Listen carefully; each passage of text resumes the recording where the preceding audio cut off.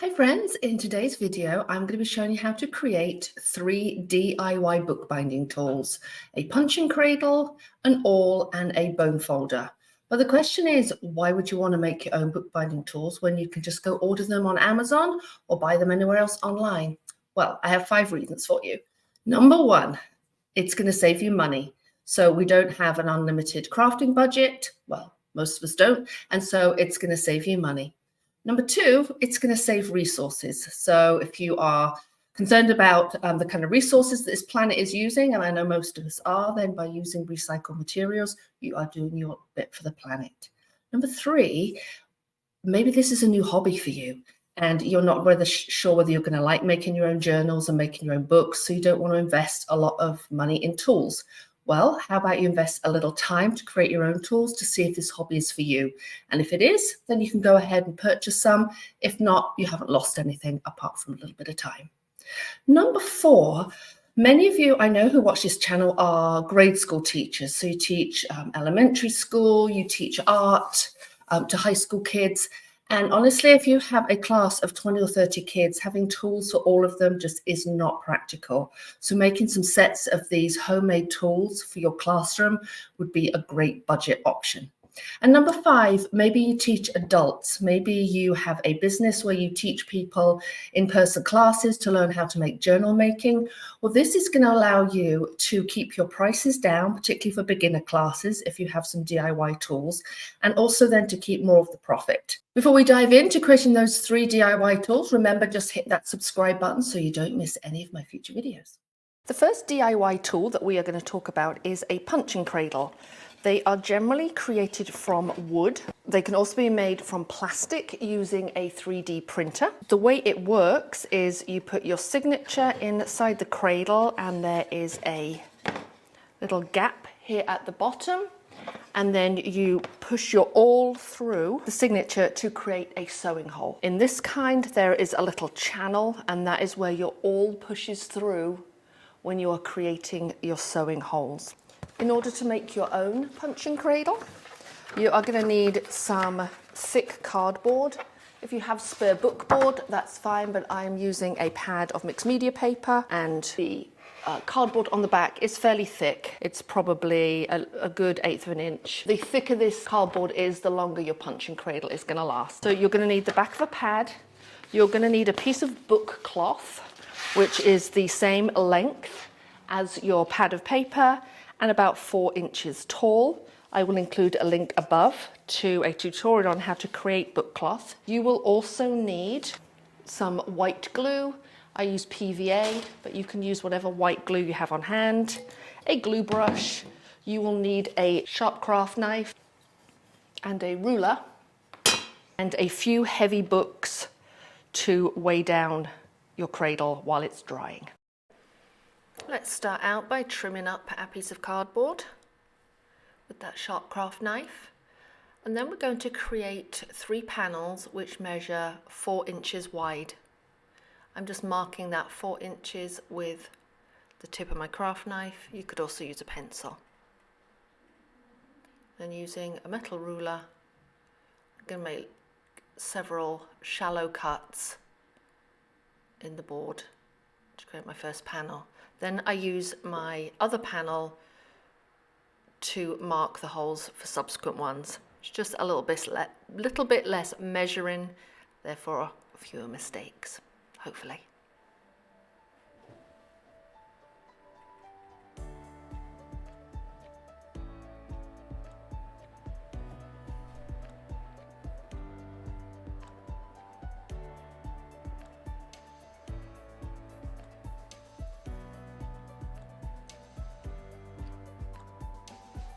I am marking the center of one of my panels and marking it with pen. You could also use pencil, straight down the middle, and that's going to be a guide for when I glue my book cloth on.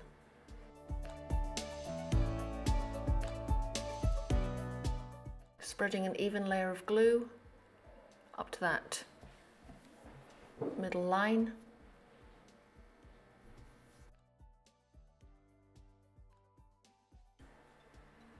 Then carefully laying on the book cloth.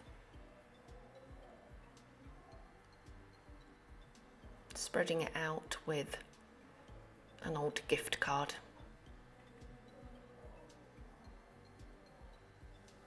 Trimming up a little bit of book cloth from the edge. Now I need to make that space that we saw earlier, and I am using 2 boards turned on their side and marking that gap with a pen. So I've just created that very narrow channel, which is the width of 2 of those pieces of bookboard or cardboard. Adding a layer of glue to the right of that channel and laying down the second piece of board. And now my cradle is taking shape.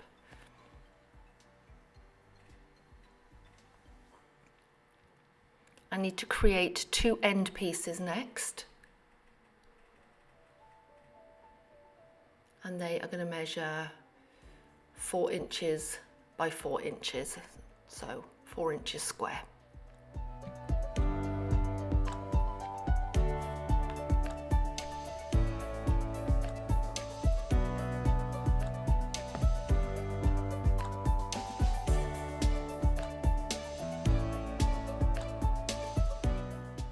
Now we're going to cut 4 little braces, which are 1/2 inch each.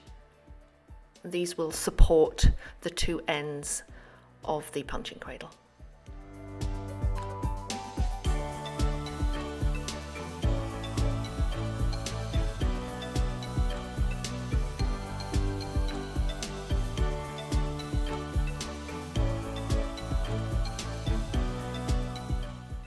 Take your punching cradle and turn it on its side, and you're going to run a thick bead of glue all the way along the edge.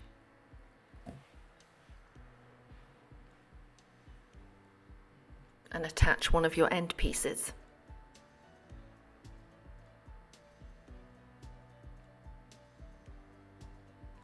I want to line them up with the corners of the top edge to create a V.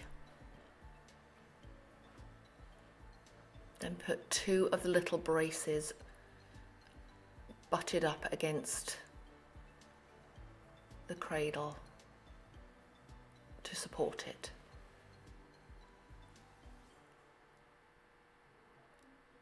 Let's do the same on the other end. A generous layer of glue.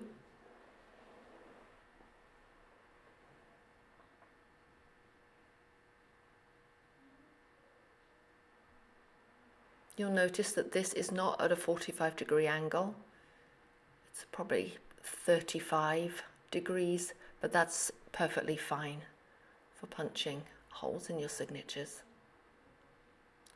Add the final 2 braces.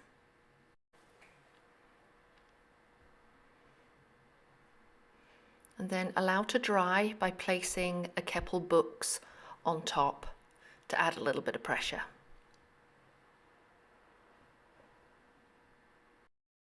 The second tool we're going to create is an awl. Awls come in a variety of sizes, thicknesses, and different types of handles. And when you're first starting out, you might not be able to amass a collection of these. So it's a great tool to DIY. These tools are used for creating holes in signatures and in covers. And to create your own, this is what you're going to need. A Prosecco or champagne cork. You could use a regular cork, but these kind are easier to hold. You will need some needles, and you'll need some super glue and a sharp pair of scissors. When you create holes in your books for sewing, particularly in the signature, you want the hole to be a very similar size to the needle. So you may wish to make several different sizes. I'm creating a awl today with a size 1 darning needle, but you could also create smaller ones and larger ones. This is a large tapestry needle, and this would be great for creating larger holes. First, I'm going to take my sharp pair of scissors and plunge them into the center of the cork in a kind of square. I'm going down about a good 1/2 inch. Then I have some super glue. It's got like a very fine tip on it. This is E6000, but you can use any type of super glue. I'm going to plunge that down into the hole and just squeeze out some glue. Make sure the glue is flowing. I can also put some on the end of my needle, and I'm putting it on the eye end, the one with the hole. Bit more on here, just in case I didn't get enough in the hole. And then I'm going to push it down. Just be very careful of your fingers. You want to try and get it down straight if you can. Then I just push it on my mat or piece of cardboard. Push it down like that. And I'm going to allow that to dry. This method works particularly well with longer needles. If you had a very short needle, then it would make your life difficult if you only had a short amount of needle to punch your holes. So I would go with as long a needle as you can. So that's the darning needle. Here is one I made earlier with a thicker needle. I'll show you here. It's thicker. I'm not going to use that one because it's still wet, but you can see the difference in size.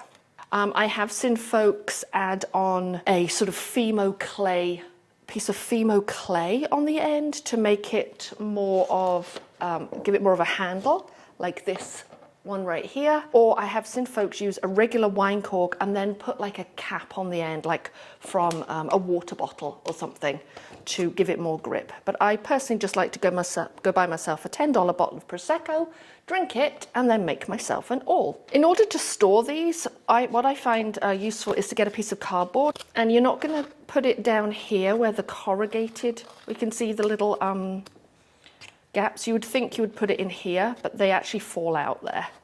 So what I do is I flip it on the other side, and you can store your awl right in there, and you could even write on here. I believe this was a tapestry needle. I don't remember what size it was. Let's just say number 1. And you could pop that in there. And then this would be an easy and convenient way to store them. And you wouldn't keep stabbing your fingers when you lifted them out of, the box or the tin that you're storing them in. And last but not least, our third DIY tool is a bone folder. Bone folders are used for pressing folds, for scoring, and for smoothing out areas which have been glued. They generally are made out of bone, plastic, or Teflon, and the Teflon ones can be pretty pricey. So if you are just beginning out in your journey, or perhaps you're traveling and you want to have a bone folder with you, I generally use an old credit card, an old gift card, or an old key card from a hotel. What you're looking for is ones that aren't too flimsy. So this one here is my old AAA card, and it's quite flimsy, as is this MFA membership card. On the other hand, Hyatt key cards are a lot more sturdy. So you just want to keep your eye out for these. Also, iTunes gift cards can be quite sturdy, and often credit cards that are sort of got some metal in it. This is really good to substitute for a bone folder. If you only have flimsy ones on hand, you can always tape 2 together with a long piece of Scotch tape. Okay, let's look at our DIY tools in action. I have this handmade signature, which has been lying on my desk for a while, so I'm going to add this handmade paper cover. Check out my online store, there might still be some of this available. So it's about 5 inches tall, because I want to score and then fold. So mark this with a pencil at about 5 inches.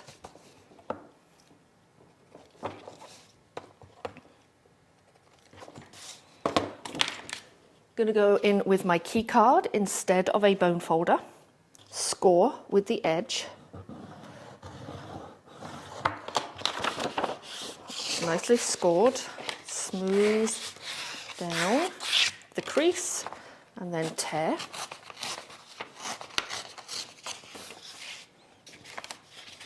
Fold my cut. Well, let's make sure it's tall enough, right? Yeah, that's fine. Let's fold it in half. I'm not actually going to use a bone folder there because this has like a round edge. So let's tuck this in here. I'm going to leave these edges long so that we can fold them in. Let's grab our let's grab our punching cradle. Put the cover and the signature in there. I'm going to take my tapestry needle because this paper is actually quite thick. I'm just going to create 3 holes, and what you're going to see is that this goes all the way through the bottom of our DIY punching cradle. Just making 3 holes. Put this away so I don't stab myself. Let's sew a quick pamphlet stitch.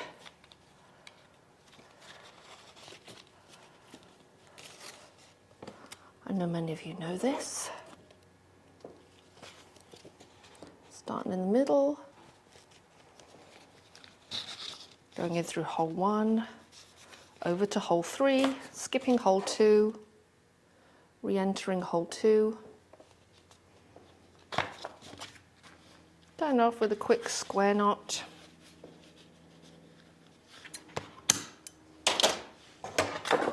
Taking my DIY bone folder, and I'm going to score just beyond. So actually it might be easier for us to flip it around like that, scoring just beyond my pages. I could always use my cutting mat to make sure that that score line is straight.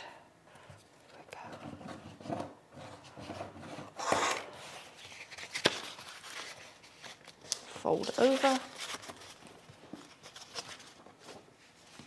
Let's do the same thing on the other side. Lining it up with my cutting mat, sure that line is straight. And I'm going to glue down these pages. I just have some white glue on my table, some mono liquid glue.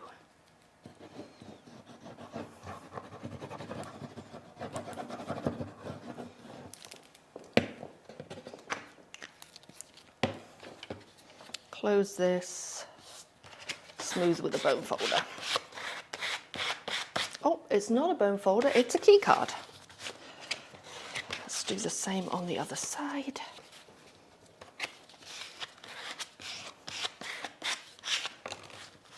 And then just press the spine of your bone folder. I'm going to pop this under a brick to allow it to dry and to flatten a little bit more. That is how we used our 3 DIY tools. Please let me know in the comments if you would like more DIY tool tutorials, because I have a few more up my sleeve, and if that's the kind of thing you're looking for, please leave me a comment.